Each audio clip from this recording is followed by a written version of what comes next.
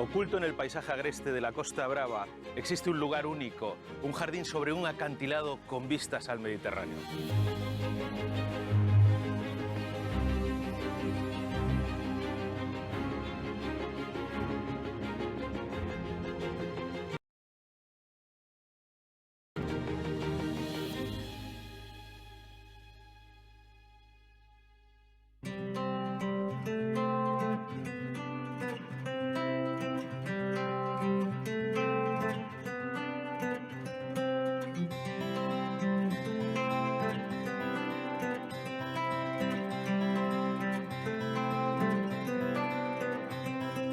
En 1918, el joven doctor y empresario Raúl Roviralta y Astoul eligió este lugar en Lloret de Mar para construir en él una residencia de campo inspirada en las villas italianas.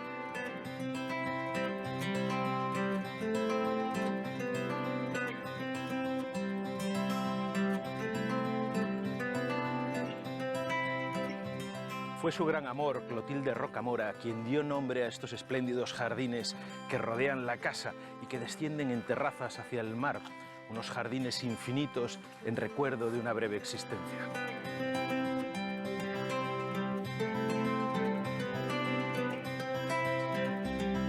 ¿Qué características comparten los jardines de Santa Clotilde con los jardines italianos en los que se inspira? ¿De qué manera consiguió el arquitecto que los diseñó crear la continuidad entre el jardín y el entorno natural que los contiene? ¿Cómo influye la cercanía del mar en el jardín? Hoy recorreremos los jardines de Santa Clotilde, uno de los rincones más bellos y luminosos de todo el litoral catalán.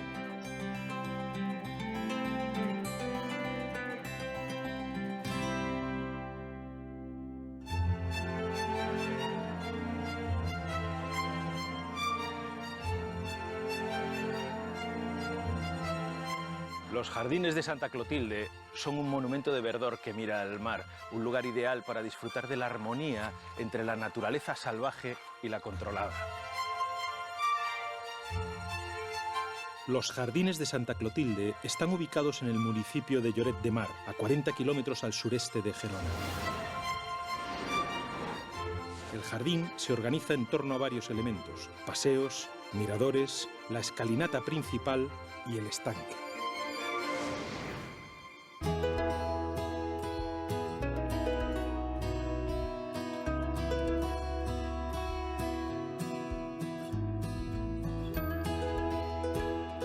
Raúl Roviralta se casó con Clotilde Rocamora en 1916 y 2 años más tarde compró unos viñedos entre Cala Boadella y la playa Fenals.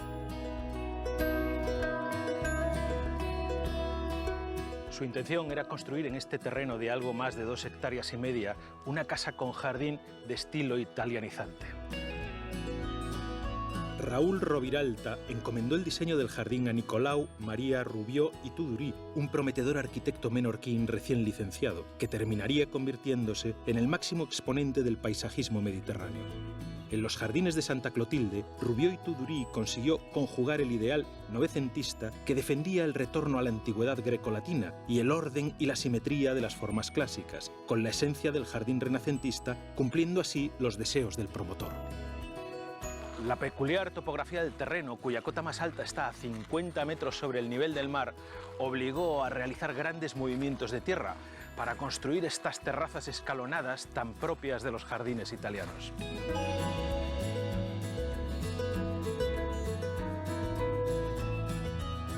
Este plano horizontal ofrece múltiples perspectivas, no solo del jardín, sino también del entorno que le rodea.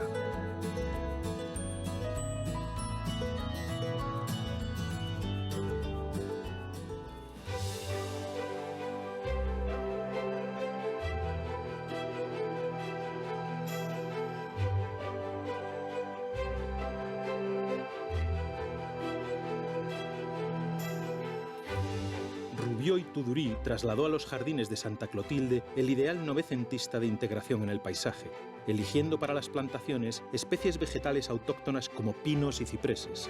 Los primeros ejemplares se plantaron en 1921. En este jardín, además de especies mediterráneas, encontramos alguna foránea, como este ciprés leilandi, que es ideal para la formación de setos por su alta resistencia también al salitre, es óptimo para zonas próximas a la costa, pero es que además sus hojas tienen un intensísimo olor a limón.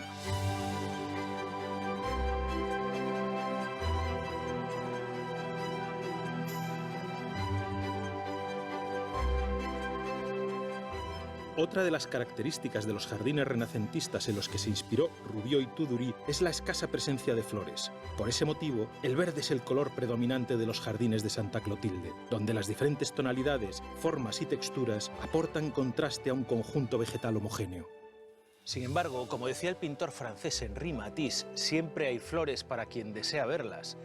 Como estas de aquí, estos fantásticos lirios africanos. Las veis, ¿no? El agapanto o lirio africano es una planta herbácea originaria de Sudáfrica, muy utilizada como planta ornamental por su belleza, pero también por su rusticidad y fácil cultivo. Florece formando umbelas, grupos de 20 a 30 flores de un intenso color violeta, que nacen de un mismo punto del tallo y alcanza una altura similar.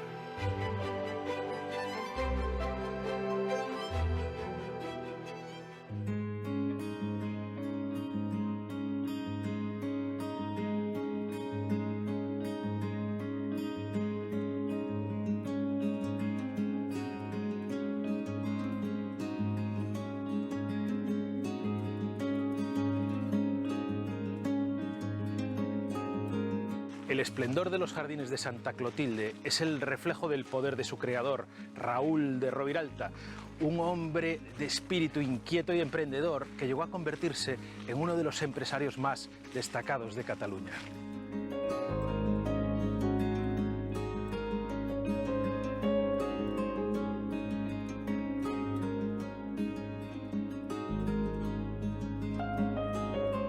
Y es que Raúl de Roviralta, después de terminar medicina, alcanzó el éxito en el sector farmacéutico con su socio Fernando Rubió y Tudurí, el hermano del famoso paisajista, con el que constituyó unos laboratorios farmacéuticos en Barcelona llamados Andrómaco, convirtiéndose en la primera multinacional farmacéutica de España. Para Raúl Roviralta, los jardines de Santa Clotilde fueron un proyecto de vida. Por ese motivo, aunque encargó su diseño a Rubió y Tudurí, él siempre participó activamente en la obra, que terminó siendo el resultado de una estrecha colaboración entre promotor y paisajista.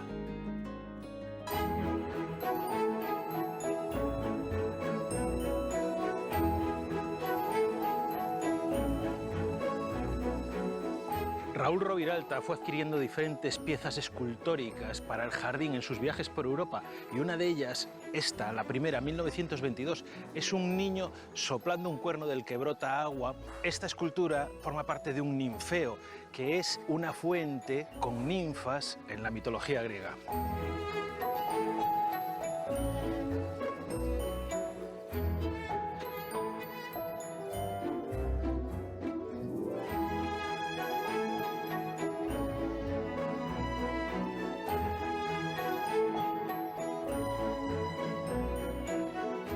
Rubió y Tudurí habla en su libro Del paraíso al jardín latino de esa ansiedad humana paradisíaca y de la nostalgia de regresar a un mundo en el que el clima era siempre primaveral, pero realmente fue su intención crear aquí un paraíso.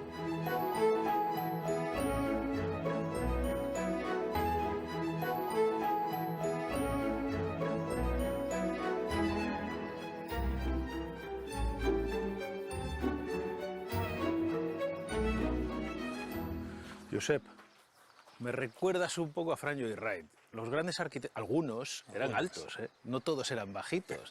Desde aquí se ve bien, desde tu altura se ve bien el mar, ¿no? Hombre, este es un rincón precioso de la Costa Brava, un rincón pensado para hacer este jardín, casi, ¿no? Sí. Toda la vista que hay en este valle que se cierra aquí. Rubió y Tudurí, ¿no? ¿Cómo pudo hacer esto tan joven? De hecho, es el primer proyecto que hacía. Hacía 3 años que había terminado sus estudios. Él estaba trabajando con Forestier, que era, en aquellos momentos era un top one de la jardinería casi europea y mundial. Y Rubió era su hombre de confianza, ¿no?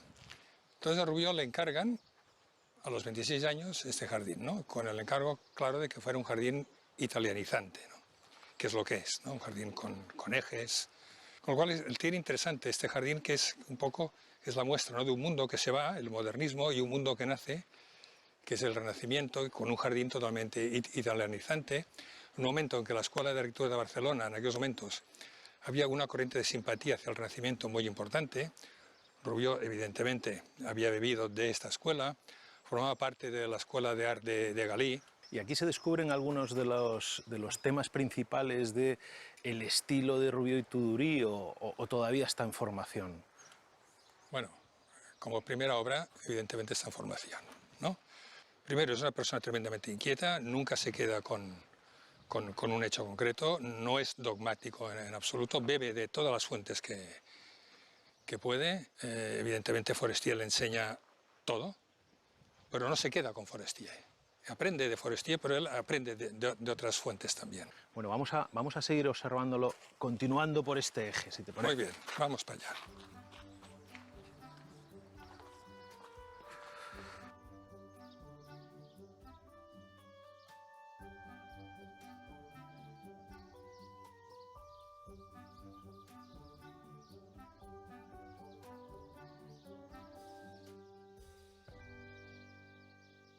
Dicen que Rubió y Tudurí fue el fundador del paisajismo mediterráneo. ¿Esto qué quiere decir? Sí, no, es cierto, es cierto. Mira, el paisajismo aquí en España, en Cataluña, había tenido muy poca implantación, casi nula.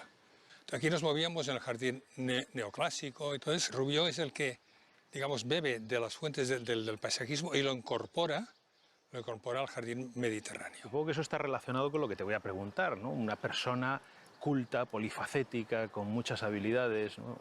Manejando varias disciplinas, y eso se ve reflejado en sus trabajos, ¿no? Rubió es una persona tremendamente inquieta. O sea, aparte de que termina la carrera de arquitectura con 25 años. Era una persona cultísima, escribía teatro, ganó 2 premios sobre teatro, hacía novela, hacía libros de viajes, es arquitecto, es urbanista, también se pone en política, o sea, es una persona totalmente amplia, lo que ahora diríamos persona del Renacimiento, ¿no? Bueno, supongo que esa complejidad se refleja también en los jardines, que aunque son aparentemente sencillos, están llenos de secretos que yo me voy a seguir descubriendo. Perfecto.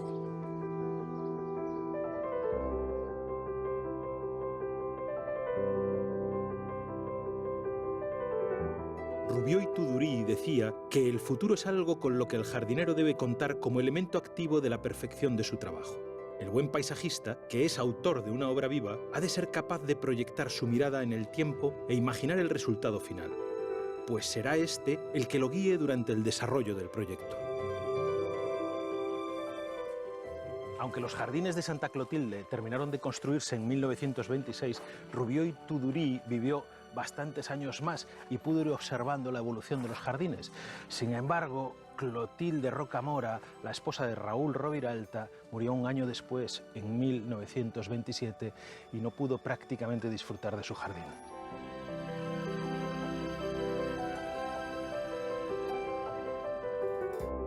Cuentan en Lloret que el día que murió Clotilde Rocamora, su marido, terriblemente afligido, hizo que pasearan su cuerpo sin vida por los rincones del jardín. Y para que su recuerdo permaneciera imborrable, cambió el nombre de la finca, llamada hasta entonces La Proa, por el de Santa Clotilde.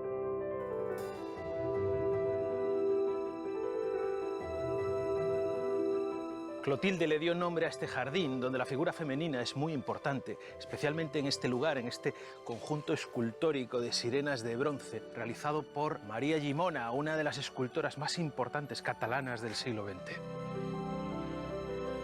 Las 5 esculturas creadas por María Llimona son una muestra clara del gusto de la autora por la estética novecentista, de su interés por la búsqueda de la perfección, la belleza y las formas puras.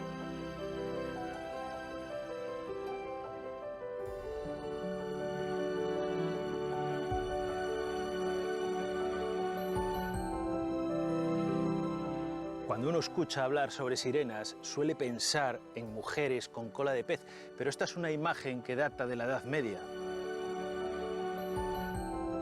Sin embargo, en la Edad Antigua las sirenas eran representadas con rostro de mujer y cuerpo de ave. Tal vez no eran tan guapas, tan hermosas como esta, pero tenían la misma particularidad, una melodiosa voz que trastornaba a los marineros.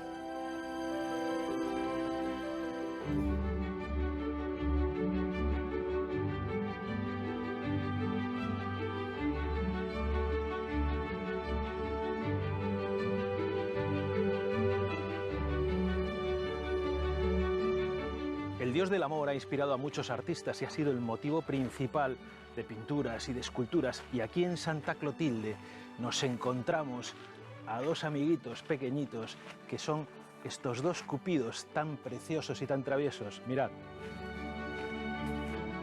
En los jardines de Santa Clotilde, el blanco de las esculturas contrasta con el verde de la vegetación y atrae la mirada de los visitantes. Sin embargo, en el caso de los cupidos, la escultura no está a la vista, sino que aparece escondida en un pequeño espacio que concentra los tres elementos principales del jardín: vegetación, agua y escultura. Como veis, estos dos niños alados peleándose sobre un corazón y rodeados de laurel están cargados de simbolismo, porque esto está muy relacionado con Lloret de Mar. Lloret de Mar viene de la palabra lauretum, y lauretum en latín significa lugar lleno de laureles.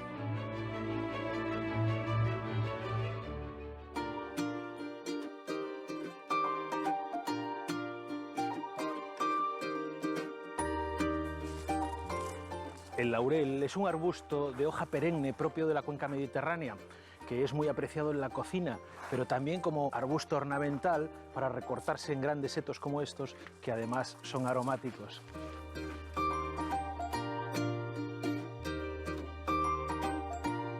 Pero la especie ideal para esta zona, por su resistencia a la salinidad y al viento de la costa, es esta de aquí, es el Pittosporum tobira.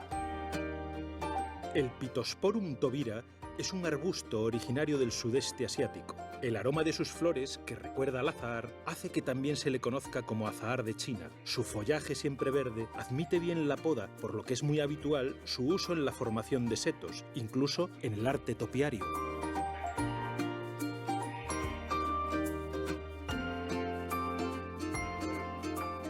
Estos setos perfectamente recortados y que prácticamente engullen a las esculturas diluyen las fronteras entre el arte y lo natural y son dificilísimos de conseguir. De hecho, en este jardín hubo algún momento donde trabajaron 14 jardineros, aquí incluida la dedicación intensísima de su creador. Pero, ¿qué es lo que hace falta hoy para mantener un jardín como este?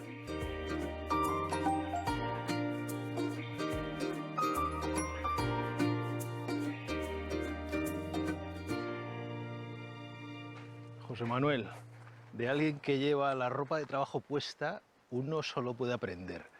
Eso para empezar, y un respeto.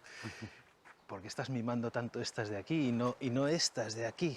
Bueno, el Viburnum tinus, ¿sabes? O durillo, es uno de los elementos del jardín, ¿no?, que más acostumbrado está, o sea, que más tolera la salinidad, ¿no? Porque como habéis visto, estamos aquí al lado y es muy usual de que se deposite la sal de la brisa del mar encima de las hojas. Esa condición costera, ¿en qué más se nota? Aquí es un jardín súper sensorial, ¿sabes? Sentimos el mar, ¿sabes? Cómo ruge, ¿sabes? Cuando hay oleaje, sentimos el viento cuando sopla, sobre todo los vientos del sur, ¿sabes? Que son los que más nos azotan. Este jardín en el que no abundan las flores, ¿no? Digamos que el verde es algo especialmente importante. Totalmente. Cada especie tiene su verde primaveral, ¿no? o veraniego, ¿no? No sé, podemos ver el laurel, como su hoja nueva es un poquito más clara, ¿no?, de lo que estamos acostumbrados a lo mejor en ver en Pittosporum, los naranjos, todo tiene su matiz, ¿sabes? Y es parte del encanto del jardín. Según cómo tenemos el día, ¿sabes? Parece que el jardín cambia. ¿Y sabes por qué a mí me gustan tanto los árboles como este magnolio o el pino? ¿Por qué? Porque dan sombra y nos vamos a poner debajo. Vamos a ver.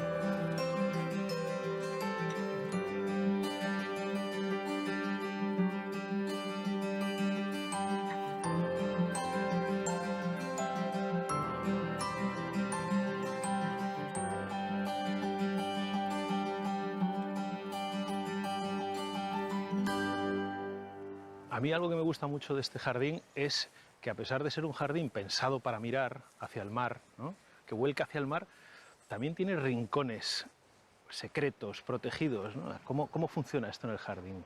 Claro, esto es una cosa que se lleva respetando desde el inicio, ¿no? Hemos hecho algunas mejoras, ¿no? Donde hemos visto que sobre todo los adelfas, ¿no? Sobrepasan alguna altura y nos tapan algo de vistas. Al final vais recortando puntos de vista, vais abriendo ventanas, ¿no? Manteniendo las ventanas. Tenemos que ser muy sutiles a la hora de elegir dónde se puede y dónde no esas ventanas, ¿no? ¿Y tú crees que los setos de alguna manera están potenciando esas vistas? Claro, esos setos lo que nos hacen es llevarnos donde ellos quieren, ¿no? O sea, nos tapan las vistas que quieren, ¿sabes? Y cuando acaban... Me gusta que digas donde ellos quieren y no donde sí. el jardinero quiere. Eso es, ¿no? Pues muy sabio. Bueno, donde Nicolau, ¿no? Quiso, ¿sabes? Porque estaba claro de que veía esos pasillos y sabía lo que había al final de esos pasillos. Siempre tenemos que saber que estamos en un jardín histórico donde se han de respetar, ¿no? Y conseguir que esto pase en 100 años y siga igual.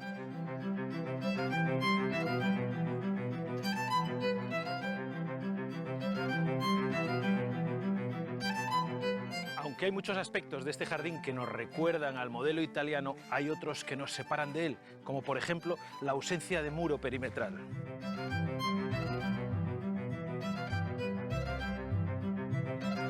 Y es que Santa Clotilde es prácticamente un jardín sin límites, con unas ligeras pendientes que nos llevan hacia el mar y unas barandillas que desaparecen para relacionarnos con el entorno.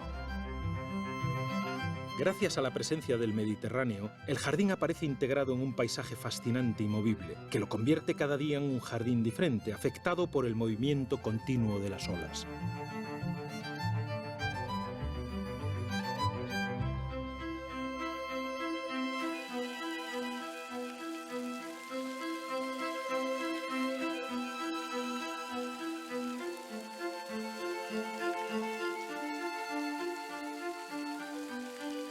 Las aguas de este estanque también tienen su encanto. Este es el estanque de Venus y Cupido, que está a los pies de la casa, en la que Raúl Roviralta vivió con su segunda esposa. Pero aquí encontramos algo extraordinario también, que son las ninfas blancas o nenúfar blanco, que es una de las dos únicas especies que todavía se pueden encontrar hoy en estado silvestre en la península ibérica. Los nenúfares blancos habitan aguas estancadas o cursos de agua tranquilos, de corriente lenta, dando lugar a lo que el pintor francés Claude Monet llamó paisajes acuáticos. El nenúfar fue su musa y dedicó casi las 3 últimas décadas de su vida a pintarlos, creando más de 250 obras inspiradas en el estanque de su jardín de Giverny.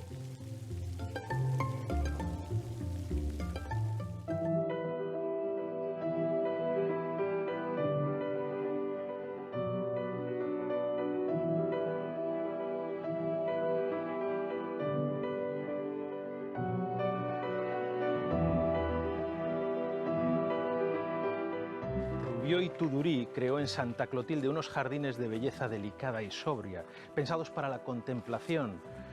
Sus paseos, plazas, escaleras, tienen miradores que están pensados especialmente para poder contemplar toda esa belleza.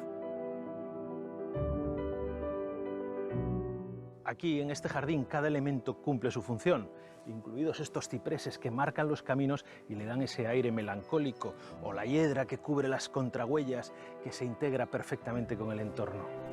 La hiedra es una planta trepadora de hoja perenne que puede extenderse a ras de suelo o alcanzar alturas de más de 30 metros, siempre que tenga algún tipo de soporte, natural o artificial, donde enredarse.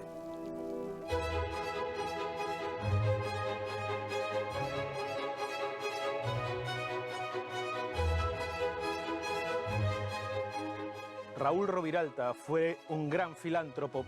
En Barcelona promovió la Escuela de Asistencia Social para la Mujer y aquí en Lloret de Mar puso en marcha varias iniciativas benéficas. Por eso el Vaticano quiso premiarle por su labor y le nombró Marqués de Roviralta y Santa Clotilde. Estos jardines, que fueron su creación más personal, son hoy un extraordinario reclamo turístico y cultural.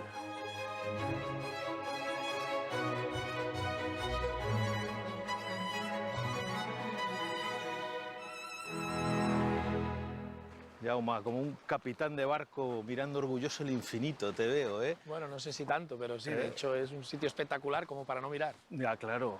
¿Cómo surge esta iniciativa que pretende convertir este y otros jardines en un itinerario, bueno, imprescindible para los jardines? Bueno, la verdad es que esto fue una idea del Departamento de Patrimonio Cultural. Hay muchas rutas europeas de cementerios, la propia Ruta de Santiago es la primera y gran ruta europea y no había una de jardines históricos y en ese sentido pues vimos esa posibilidad, nos pusimos en contacto con el Ayuntamiento de Aranjuez, ahora ya hace 5 años casi, y empezamos a rodar poquito a poco, éramos 2, luego 3, luego 4 y ahora somos más de 35 jardines de más de 6 países. Hay muchos municipios, pequeños y no tan pequeños, incluso propiedades privadas que tienen jardines de mucha categoría y se están preguntando cómo promocionarlos. Bueno, unos jardines como estos y como muchos otros que hay en este país y en muchos otros, lo que necesitan es gente, es visibilidad. Y es mucho mejor cuando están abiertos al público, cuando la gente los puede disfrutar, cuando se celebran festivales, cuando hay visitas guiadas, cuando hay visitas teatralizadas, cuando esos jardines son propiedad, aunque tengan una propiedad privada, que la gente los pueda gozar y disfrutar. A partir de ahí se crea un círculo virtuoso en ese sentido, la gente paga una entrada, los disfruta y ayudan al mantenimiento a que no se pierdan. Claro, lógico. ¿Me vas a contar ahora qué otro tipo de actividades se pueden hacer en un jardín así?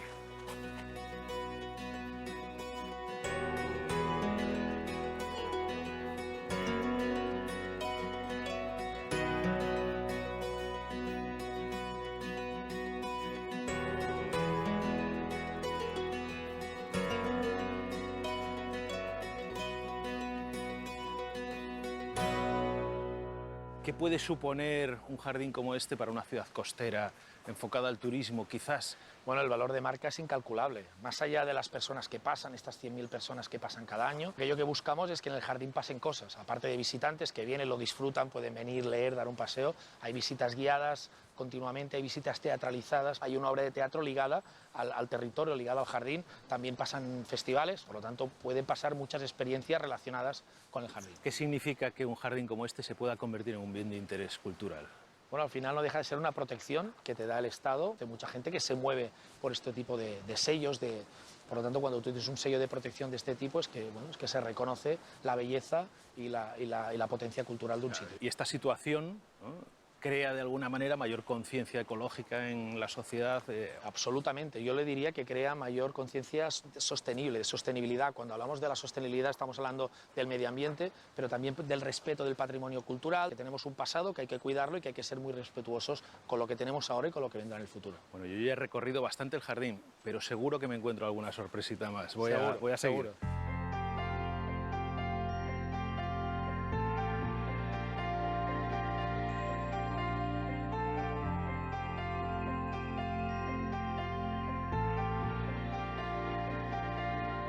Hace casi un siglo desde su creación, en medio del paisaje abrupto de la Costa Brava, estos jardines de belleza serena y cambiante mantienen vivo el recuerdo de la mujer que los inspiró.